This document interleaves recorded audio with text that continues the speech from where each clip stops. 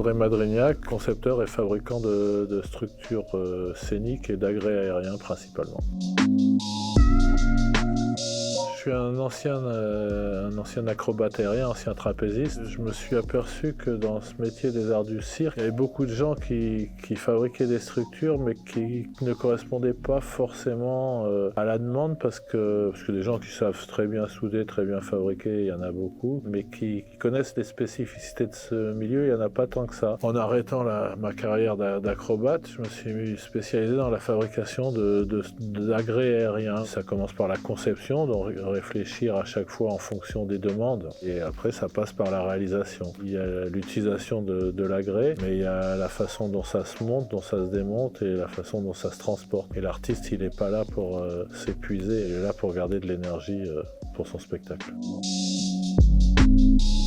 Au départ, j'ai une formation technique. J'ai un bac E qui n'existe plus depuis longtemps, mais en fait, c'était une prépa pour après être ingénieur, mais j'ai appris tout ce qui est usinage, soudage, etc. aussi en parallèle. Je suis devenu artiste de cirque pendant longtemps. La discipline de trapéziste, elle a un peu comme le sport une fin prématurée par rapport à la moyenne d'âge des métiers, quoi. Je me suis mis à réaliser des structures et sachant que j'avais toujours fait la conception et la fabrication de nos propres structures. Je me suis basé dans les Cévennes et j'ai acheté un lieu qui est devenu un peu une fabrique artistique où les compagnies viennent créer leurs spectacles. Je les accompagne aussi sur la réflexion de leur structure, sur le prototype et sur la conception et la réalisation. Voilà, donc ça a un peu de sens tout ça sur ce lieu-là, quoi, cet accompagnement qui est nécessaire. Aujourd'hui, avec l'institutionnalisation des arts du cirque, avec les écoles, on a vraiment sectorisé tous ces domaines-là. L'artiste, c'est plus lui qui monte sa structure, c'est plus lui qui conduit, c'est plus lui qui fait tout ça. Ils sont un peu perdus par rapport à tout ça quand ils sortent des écoles. Ils ont forcément besoin de gens qui les drivent et qui les conseillent un peu dans ce domaine-là.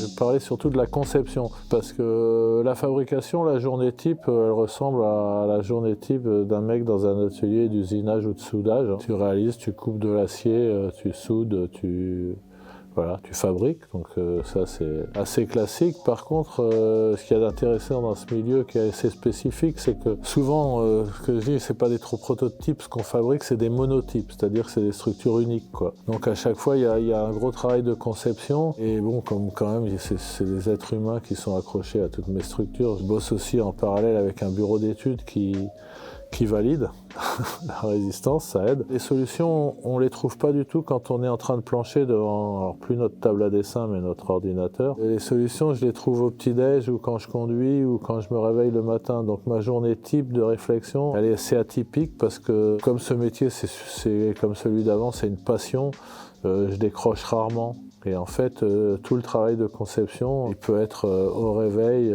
en vélo, où mon cerveau travaille et réfléchit à trouver des solutions. Et là, la journée type de constructeur, une fois que la conception est faite, c'est 8 heures par minimum d'atelier par jour à faire de la soudure. Sachant que je suis sur un lieu où après je peux aller voir intervenir sur mon lieu, et puis comme je fais aussi du conseil acrobatique, etc., et c'est ce que j'aime, ça peut être varié.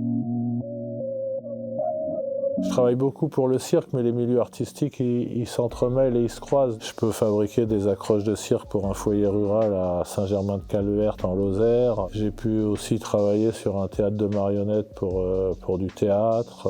Après, j'ai des routines aussi, ce que je te disais, il y a des moments où je fabrique des structures assez classiques et toujours les mêmes. Mais après, les demandes sont vraiment variées. Après, l'intérêt aussi bien du métier artistique que du métier de concepteur, c'est de voyager, d'aller sur place, d'aller prendre la température de la demande.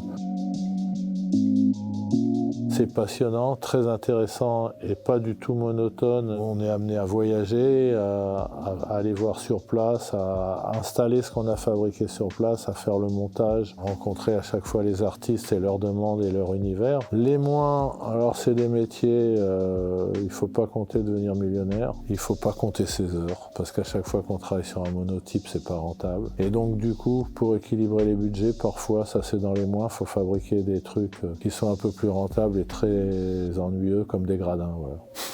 Où là c'est de la répétition et des pièces toujours les mêmes pendant 2 mois. En tout cas, le plus aussi, c'est d'avoir la chance de faire ce qu'on aime, voilà.